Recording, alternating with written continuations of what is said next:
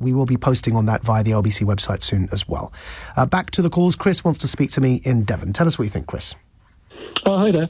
Thanks for having me on first off. What I wanted to do is make people aware. There's actually a website called Horse Death Watch, which actually records all of the deaths on UK courses. It's been doing that since 2007. What people may not be aware of is that in the last 12 years, we've had nearly 2,000 horse deaths. In fact, last year alone, we had 196 deaths in the UK. That's 145 from actual jump racing and 51 from flat racing, because a lot of people say if we get rid of the jumps, it will solve the problem. It doesn't solve the problem. Horses are still getting injured and dying. What people kind of need to realise here is these are living, sentient, breathing beings that are not here for our entertainment. Horse racing is basically complete exploitation. They don't consent to this. I know the lady before was saying about, you can't force a horse to jump over a fence. You can't, but you can train them. You can condition them from a young age to do that. We don't see horses naturally running around, jumping over Chris, can I ask you, you, as well as the others who are horse breeders, are far more informed on this topic. If this was an Israel-Palestine topic, I know my subject there, and this is a new subject to me, so forgive me for my ignorance. But when it comes to horses, and I take the point there with the deaths, but is that similar, and this is a question, I don't know the answer, but it's like human beings die when we drive cars. Does that mean we need to ban driving, or does it mean we need to improve car safety? Well, the difference is consent. I mean, we know what we're getting into when we get into a car. We choose to do that, and we know the risks involved. Yeah, so keep in mind now with your answer what the horse owners were saying when they say, a bit like a dog, the horse itself enjoys exercise, running, and because it's been bred for that purpose.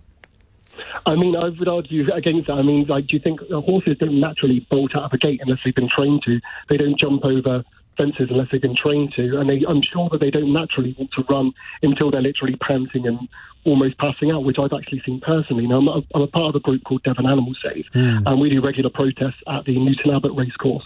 And we've already seen a number of deaths on the course. In fact, last year, I think there was 5 horses died, and we've regularly seen horses come out of the race and they're having, to throw buckets of water over them. You can see they're heavy breathing. These aren't the signs to me of a comfortable animal that chose to do this. I mean, what about riding a horse, just as opposed to racing a horse? What about, just walking on a horse and with a human being on the horse's back?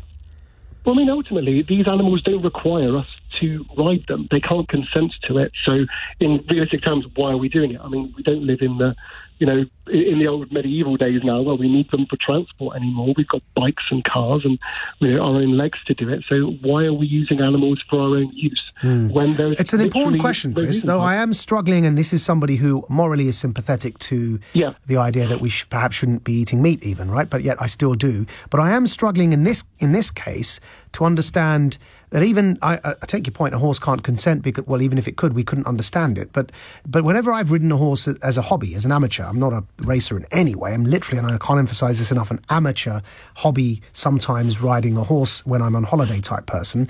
But the horse, in my case, whenever I've done so, seems especially comfortable. I'm not racing it. It's not running that, it's just literally walking, and I'm on its back, and it's a sunny day. It feels like, like when you know that a dog is comfortable and happy. It feels that the horse is happy, and it's stopping occasionally to take some grass from the floor, and it doesn't seem or feel uncomfortable as a horse in any way. But in the end, we're controlling its every move. We're controlling where it walks, how fast it walks, every single aspect of that. That's true, yeah. And that's unethical. I mean, if we think about it from a different perspective, just say we were talking about riding elephants, for example, or riding a tiger or some sort, would you think the same of that? You probably wouldn't. It's just we've been brought up to believe that horses are okay to be ridden and we can race them around tracks. But when it comes to other animals, we have a completely different view.